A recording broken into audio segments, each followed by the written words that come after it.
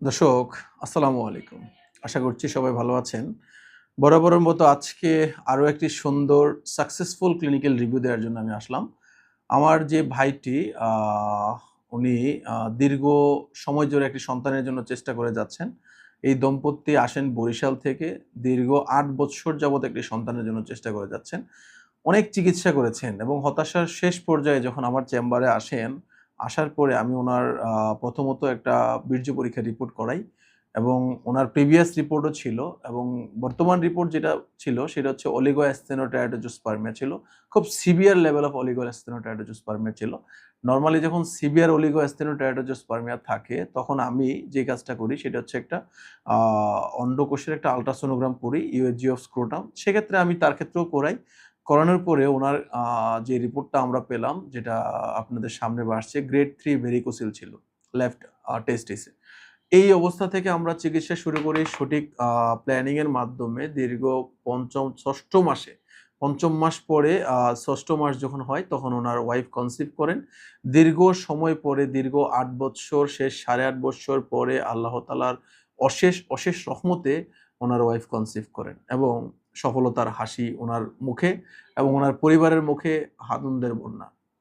আসলে আমরা অনেক সময় খুব ভয় পেয়ে যাই যখন এরকম ধরনের রিপোর্ট আসে, শুক্রাণুর রিপোর্ট 2% আ গতিবিধি একেবারেই কম এবং অস্বাভাবিক গঠন, মেক্সিমাম অস্বাভাবিক গঠন, শুক্রাণুর গঠন থেকে অস্বাভাবিক গঠন। তার ক্ষেত্রে ৩% স্বাভাবিক গঠন ছিল।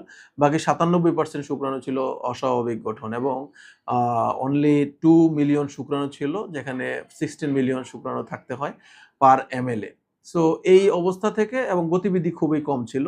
এবং ভেরিকোসিলের প্রবলেম ছিল। সেক্ষেত্রে উনি খুব হতাশায় ছিল এবং উনি খুব বেশি টেনশনে ছিল। উনার ওয়াইফ খুব টেনশনে ছিল। কি হবে না হবে? কারণ দীর্ঘ সময় ধরে চিকিৎসা করছিলেন কিন্তু কাজ হচ্ছিল না। আল্লাহ তাআলার পরবর্তীতে আমাদের যে ভেরিকোসিলের প্ল্যানিং এবং শুক্রাণু অলিগোঅ্যাসথেনোটাইরোজোস্পার্মিয়ার প্ল্যানিং অনুযায়ী আমরা চিকিৎসা করি। আলহামদুলিল্লাহ উনার রিপোর্ট ভালো আসে। সো আমি আজকে বেশি কিছু বলব না। আপনারা আমার ভিডিওগুলা সবসময় শুনে থাকেন অথবা আমার যে ভেরিকোসিল রিলেটেড যে ভিডিওগুলা কি ধরনের পরামর্শ আমরা দিয়ে থাকি, সেই ভিডিওগুলাতেও বারবার বলা আছে। আমরা প্ল্যানিং বারবার শেয়ার করেছি, খরচ বারবার শেয়ার করেছি এবং আ এই ধরনের সমস্যা থেকে কিভাবে পরিত্রাণ হওয়া যায় সেটাও আমরা শেয়ার করেছি। আমি বেশি কিছু বলব না। আজকে শুধু এতটুকুই বলব যে যারা হতাশাগ্রস্ত তাদেরকে বলব সঠিক প্ল্যানিং এবং সঠিক পরামর্শে যদি সঠিকভাবে চলেন, আল্লাহ তাআলার অশেষ রহমতে আপনার আজকের এই ভাইয়ের মতো আপনারও খুব সুন্দর একটি আ সমাধান হতে পারে এবং আ ভাইটি সেই বরিশাল থেকে অনেকদিন মানে কনসিভ এর পরে উনি আসেননি। কয়েকদিন পরে উনি এসে দেখা করে যান এবং শুকরিয়া জ্ঞাপন করে যান এবং আরেকজন পেশেন্ট নিয়ে উনি চেম্বারে আসেন। আল্লাহ তাআলা উনাকে কবুল করেছেন। দোয়া করবেন যেন অনাগত সন্তান খুব সুস্থ স্বাভাবিকভাবে দুনিয়াতে আসেন এবং সুস্থ সুন্দরভাবে দুনিয়াতে আসেন।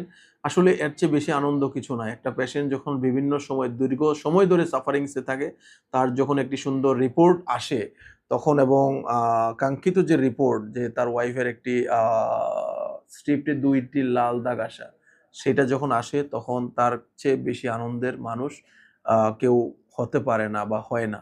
সো দোয়া করবেন আমার জন্য এবং আমার এই পেশেন্টদের জন্য যারা এই ধরনের সমস্যায় ভুগতেছেন। আশা করছি সবাই একটা ভালো সংবাদ, আমার এই ভাইয়ের মতো একটি ভালো সংবাদ পাবেন বলে আশা করছি। এই আশা ব্যক্ত করে আমি আজকের মতো বিদায় নিচ্ছি। ভালো থাকবেন সবাই। আসসালামু আলাইকুম।